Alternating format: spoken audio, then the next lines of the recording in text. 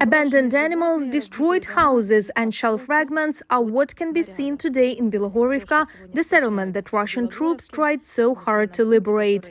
There is a lot of destruction here. Here you see what the settlement looks like today. This is one of the air bombs' arrivals at Bilohorivka in the Luhansk region. There was a residential house here. You can see with your own eyes what is left of it. Fierce fighting took place in Bilohorivka about a month ago. The Russian military tried to cross the river and capture the settlement. Their task was to set up pontoons and move their units and equipment to the other bank. If they had succeeded, the Russian army would have been able to take control of the Lysychansk-Bakhmut highway, which is called the Road of Life. The active phase of fighting lasted between May 5th and 13th.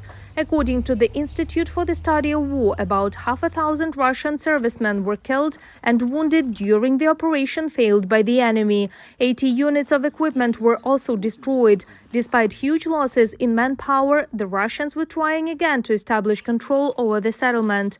Because of numerous failed attempts, the settlement was called another Chernobyevka. If the number of Russian losses on the Siversky Donets is confirmed, this will be one of the largest enemy defeats. Russian uniforms and field ration, something that can still be found on the streets of Bilohorivka. Through the streets of the settlement, you can see here and there exploded shells and unexploded ones. For example, this is ammunition from BMP-2 infantry fighting vehicle. Russian soldiers simply threw a box of ammunition when they were retreating. There were about 800 people living in the settlement before the Russian Federation invaded Ukraine. However, at the beginning of May, when the small settlement gained exceptional strategic importance on the military maps, many local residents left their houses. However, almost 60 people still remain here. How are you doing? I'm fine. Did you stay here on your own? There are 10 people left on this street. What do you do? I take care of my garden and livestock.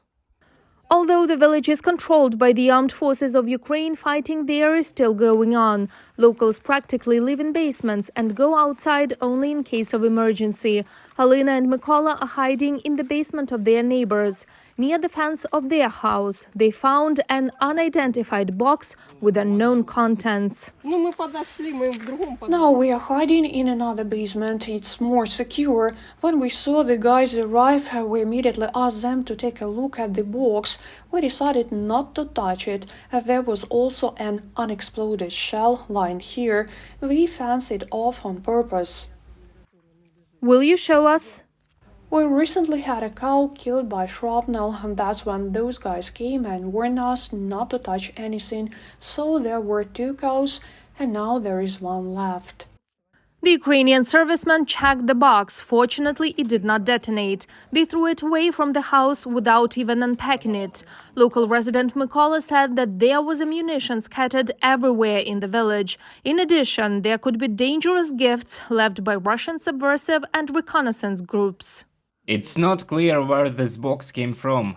I don't know what's inside it. There were plenty of such boxes on the street. 2 here, 2 there, 1 there.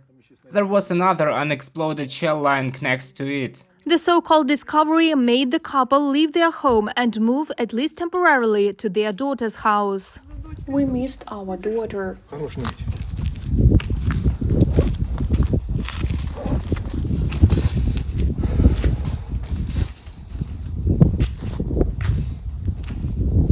We haven't seen her for 3 months. We sent her with a child to the Ternivka town in the Dnipropetrovsk region. The evacuation, as well as a number of other issues of local residents, is being solved by representatives of the police. Police officers regularly go to Bilohorivka for patrols, because there are still civilians here. The police officers talk to the local residents. They find out about their needs and solve urgent issues if there is such a necessity. If there are those willing, of course, we will take them to an evacuation point, and from there they will be taken to peaceful regions of Ukraine. Russian airstrikes are having a devastating effect on Ukrainian territory. Entire houses are turned into ruins and cannot be rebuilt. Here is a school shelter. 60 people were buried alive under the rubble. 60 человек. It happened on May 7th. The basement of the school was the only bomb shelter. Almost 90 civilians were hiding there. Only 30 were able to be rescued. Даже спустя месяц после Even a month after the attack, there is a very strong dead body smell near the entrance to the shelter. Today, the Russians do not leave attempts to capture Bilohorivka. They are hiding in the forest near the Siversky Donets River and are constantly shelling the settlement. Yesterday the enemy tank fired all day. Every day they cut down the forest there.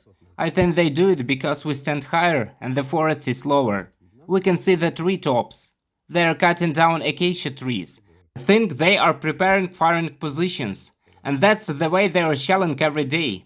Recently, in the Luhansk region, the Russian military made several attacks from different directions. In particular, areas of Kamyshevaha, Zolotehirsky and Lysychansk were shelled by the enemy. The head of the city's military administration came under fire. In addition, the enemy launched airstrikes on Ostinivka, Malorizantsevo and Bilohorivka. Street fighting continues in the industrial zone of Severodonetsk. The Russians hit the building of the Azot plant, shelled the territory of a brick factory and 3 bridges connecting the regional center with Lysychansk. Reported by Marina Stepanenko, Anastasiya Volkova, UATV News.